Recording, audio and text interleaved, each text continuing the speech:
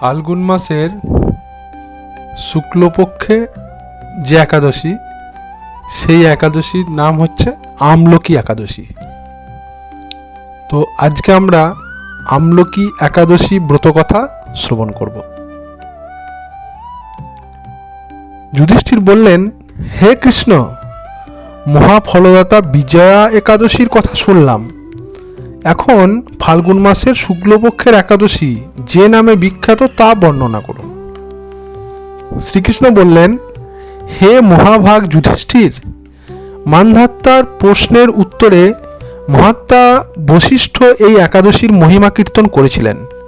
আপনার কাছে এখন আমি সেই কথা বলছি। এই একাদশীর নাম আমলকি। বিষ্ণুর লোক প্রদানকারী রূপে এই একাদশী বিশেষভাবে মহিমান্বিত। একাদশীর দিন আমলকি বৃক্ষের তলে রাত্রি জাগরণ করলে সহস্র গাভী দানের ফল লাভ হয়। হে পাণ্ডুনন্দন, পূর্বে ব্রহ্মার রাত্রিতে দৈনন্দিন প্রলয় উপস্থিত হলে স্থাবর জঙ্গম সহ দেবতা, অসুর ও রাক্ষস সব কিছু বিনাশ হয়। তখন ভগবান সেই কারণ সমুদ্রে অবস্থান করেন। তার মুখপদ্ম থেকে চন্দ্রবর্ণের এক বিন্দু জল ভূমিতে পড়ে। সেই জলবিন্দু থেকে একটি বিশাল আমলকি বৃক্ষ উৎপন্ন হয়।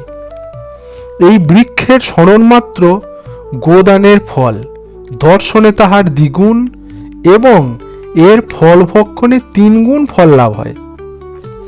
এই বৃক্ষে ব্রহ্মা, বিষ্ণু আর মহেশ্বর সর্বদা অবস্থান করেন। এর প্রতিটি শাখা প্রশাখা ও পাতায় ঋষি, দেবতা ও প্রজাপতিগণ বাস করেন। এই বৃক্ষকে সমস্ত বৃক্ষের আদি বলা হয় এবং তা পরম বৈষ্ণব রূপে বিখ্যাত। অতএব এই শ্রেষ্ঠ ব্রত সকলেরই পালনীয়। এখন এই ব্রতের একটি অদ্ভুত ইতিহাস আপনার কাছে বর্ণনা করছি। প্রাচীনকালে বৈদিশী নামে এক প্রসিদ্ধ নগর ছিল। এই নগরে চৈত্ররথ নামে এক রাজা রাজত্ব করতেন। চন্দ্রবংশীয় পাশবিন্দুক রাজার পুত্ররূপে তিনি জন্মগ্রহণ করেন। তিনি অত্যন্ত শক্তিমান ও ঐশ্বর্যশালী ছিলেন। শাস্ত্রজ্ঞানেও তিনি ছিলেন সুনিপুণ। তার রাজ্যের সর্বত্রই মনোরম, আনন্দপূর্ণ এক দিব্য পরিবেশ লক্ষ্য করা যেত। প্রজারা ছিলেন বিষ্ণু ভক্তিপরায়ণ। সকলেই একাদশীর ব্রত পালন করতেন। তার রাজ্যে কোনো অভাব অমঙ্গল ছিল না। এইভাবে প্রজাদের নিয়ে রাজা চৈত্ররথ সুখে দিন যাপন করতে থাকেন। একসময় ফাল্গুনী শুক্লপক্ষের দ্বাদশী যুক্তা আমলকি একাদশী তিথি সমাগত হওয়ায় রাজ্যের সকলেই এই ব্রত পালনের সংকল্প করলেন। ওই দিন প্রাতঃস্নানের পর প্রজাদের নিয়ে রাজা ভগবান শ্রী বিষ্ণুর মন্দিরে যান। সেখানে সুবাসিত জলপূর্ণ কলস, ছত্র, বস্ত্র, পাদুকা, পঞ্চরত্ন ইত্যাদি দিয়ে সাজিয়ে স্থাপন করেন। তারপর ধূপ দীপ দিয়ে যত্ন সহকারে মুনি ঋষিদের দ্বারা শ্রী পরশুরাম মূর্তি সমন্বিত আমলকির পূজা করেন। হে পরশুরাম, হে রেণুকার সুখবর্ধক, হে ধাত্রী, হে পাপ বিনাশিনী আমলকি, তোমাকে প্রণাম। আমার অর্ঘ্য জল গ্রহণ করো। এইভাবে দিনে যথাবিধি পূজা, স্তব, স্তুতি, নৃত্য, গীত করে রাজা ভক্তি ভরে সেই বিষ্ণু মন্দিরে রাত্রি জাগরণ করতে লাগলেন। এমন সময় দৈবযোগে একটি ব্যাধ সেখানে উপস্থিত হয়। পূজার সামগ্রী সহ বহু ব্যক্তিকে একত্রে রাত্রি জাগরণ করতে দেখে সে কৌতূহলক্রান্ত হলো। সে ভাবল, এসব কি ব্যাপার। বিষ্ণুর মন্দিরে প্রবেশ করে সে বসে পড়ল। কলসের উপর স্থাপিত বিষ্ণু মূর্তি দর্শন করল।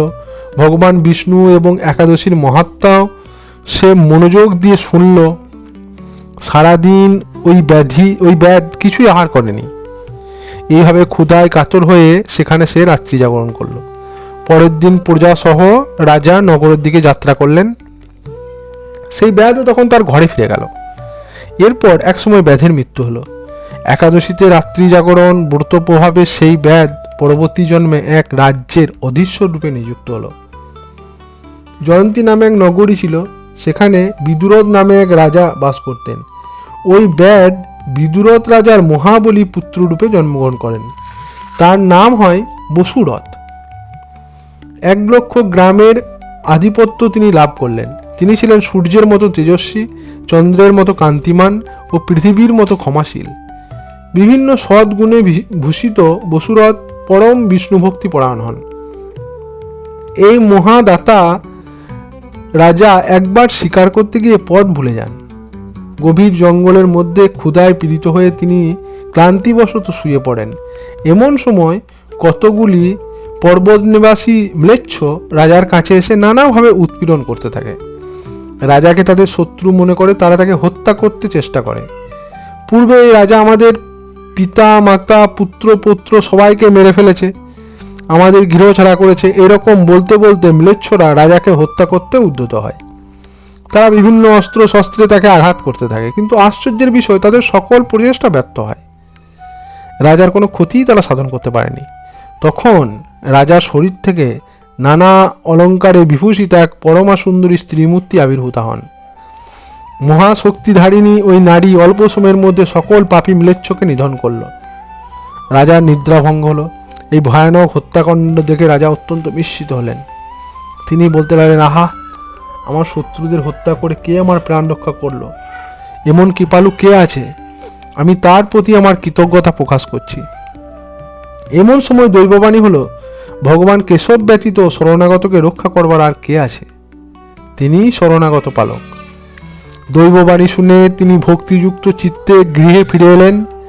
তারপর প্রজাসহ মহাসুখে ইন্দ্রের মতো নিষ্কণ্টক রাজ্য ভোগ করতে লাগলেন। বশিষ্ঠ বললেন, হে রাজন, যে মানুষ এই পরম উত্তম আমলকি একাদশী ব্রত পালন করেন তিনি নিঃসন্দেহে বিষ্ণুলোক প্রাপ্ত হন। ধন্যবাদ। একাদশীর ব্রত কথা আপনারা সবাই শ্রবণ করলেন। এই একাদশীর ব্রত কথা, একাদশীর উপবাস যারা করছেন তারা তো অবশ্যই কালকে যখন পালন করবেন, পালন করার পরে একবার পাঠ করবেন। আজ একাদশীর দিন, আজও আপনি পাঠ করতে পারেন বা শ্রবণ করতে পারেন। রাধে রাধে।